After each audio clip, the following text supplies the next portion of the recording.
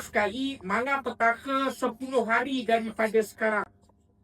Kedua, saya akan cuba menyentuh beberapa isu belanjawan Negeri Sembilan, belanjawan Selangor dan belanjawan Malaysia. Ketiga ialah ramai tak sabar mendengar ulasan betapa kagumnya kita dengan rombakan kabinet hari ini yang telah diumumkan oleh Anwar Ibrahim. Dan ketiga ialah realiti kehidupan apa yang berlaku hari ini. Pertama, saudara, Trump, Presiden Amerika paling lawak dalam sejarah Amerika, datang Malaysia.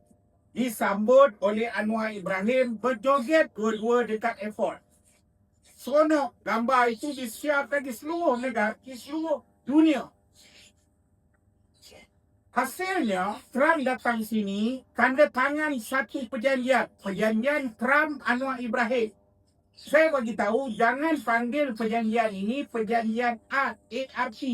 Ini adalah perjanjian penggadaian hak kedaulatan di mana Anwar tanda tangan dengan Trump. Ramai orang terlepas pandang dan melihat benda ini biasa. Saudara, selepas daripada Malayan Union, ini jauh lebih besar malapetaka kepada negara Malaysia. Beberapa hari lagi dia akan diratifikasikan, iaitu tempoh selepas perjanjian itu. Tapi kita harap mahkamah memberi ruang apabila ada ahli-ahli parlimen kita failkan saman kepada kerajaan Malaysia, khususnya Menteri Kewangan bernama Anwar Ibrahim, dan kalau saman itu dibenarkan, kita akan mohon injunction untuk perjanjian ini ditangguhkan sehingga saman itu selesai. Apa saman ini? Apa perjanjian ini? Saudara kena faham, kalau kita nak pakai sesi ini untuk menerangkan, 1 jam habis dalam bab perjanjian ini saja. Tapi saya nak bagi tahu saudara, perjanjian ini bermula dengan apabila Amerika mengenakan sistem cukai baru, tarif baru. Tarif itu cukai lah kepada seluruh dunia. Malaysia adalah negara rakan dagang utama kita. Kita berniaga dekat luar ni paling besar sekali bilangannya Amerika. Inilah bangangnya kita ada Menteri Keuangan dan Perdana Menteri. Bila kita dah memang berniaga dengan Amerika paling besar, apa asasnya tiba-tiba kita nak keluar dengan menyertai satu pakatan ekonomi, perang ekonomi bersama Rusia, China, India dan Brazil dan banyak negara lain. Ini bukan pakatan saja-saja. China dan Rusia buat pakatan ini bersama Brazil dan Afrika Selatan untuk berperang. Tapi metodologi sekarang, perang itu menggunakan ekonomi. Tapi perang lah. Malaysia semenjak daripada zaman Tunku dulu, sampailah ke sebelum Anwar, apa kekuatan Malaysia? Malaysia adalah negara berkecuali. Malah kita antara pengasas negara-negara berkecuali, gerakan negara-negara berkecuali. Dan itulah kekuatan kita.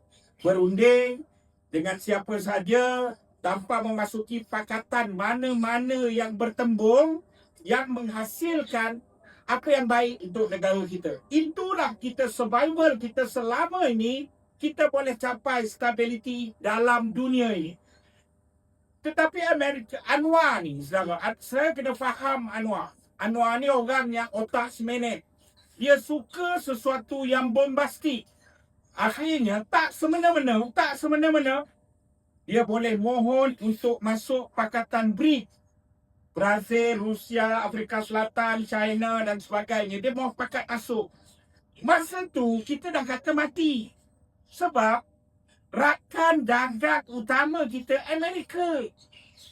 Kau masuk PEC nak lawan Amerika ni. Lantas Amerika menggenakan tarif tinggi dan tarif baru kepada Malaysia. Kita sudah cemas.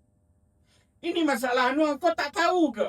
Engkau kalau pergi lempang orang, benda paling pertama, kalau tak kena lempang balik, kau kena tendak. Itu logik asal. Kita pergi, kita lempang orang, lepas tu bila orang lempang kita cemas. Kenapa kau lempang aku? Kamu masuk pakatan nak lawan Amerika, dah tentu Amerika will react. Itu asas yang pertama. Saya kena faham betul-betul.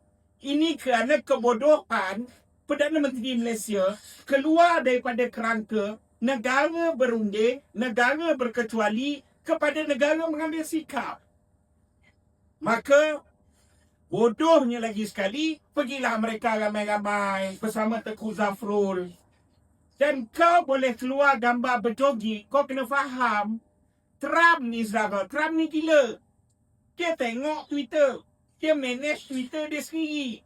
Dan kau boleh buat lawak depan rumah Trump, depan rumah putih dengan berjoging mencari Trump. Saudara, satu dunia ketawakan Malaysia. Malaysia ni nak mampus lepas ni. Akhirnya, kita kena malapetaka. Terus Trump cakap apa? Kau nak, kau kena ikut. Dan ini syarat kita. Saya tak nak sentuh lah penjualan. Kita kena beli Boeing yang saya pun tak faham.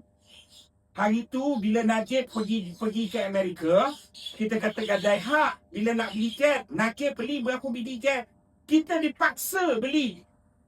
Tu satu. Tapi yang saya nak bagi tahu dalam perjanjian ni, saya nak ulas 4 perkara. Perkara pertama dalam isu perdagangan. Saudara tahu tak, ada klausul di mana Malaysia kena iktiraf sistem halal Amerika. Dalam perjanjian tu, Malaysia kena iktiraf sistem halal Amerika.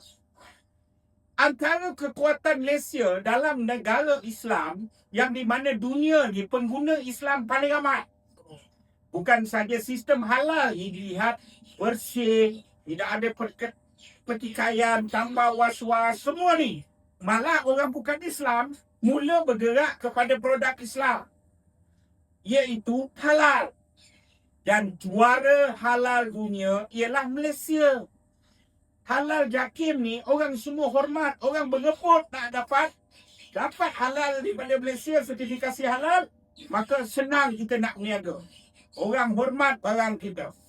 Tapi akhirnya kita bila kita cakap kita kena iktiraf halal daripada Amerika, Zafrul jawab apa? Zafrul jawab, dah. Kita bukannya halal Amerika dekat sini tak laku. Halal Amerika sampai sini kita kena letak halal kita. Maksud saudara, melalui perjanjian ni kita tak boleh nak halal. Kalau mereka cakap halal, kita kena cakap halal. Maka halal kita kena turunkan standard sampai halal Amerika. Faham tak? Dia kata kita tak iktiraf halal. Betul lah. Tapi kamu merendahkan sistem halal kita. Dalam pada masa itu, produk makanan, pertanian dan hasil tani, kita tak boleh halang daripada Amerika. Amerika masuk, nelayan sini jual ikan, petani sini jual hasil tani, kena SST. Tapi barang produk pertanian daripada Amerika tak boleh kenakan SST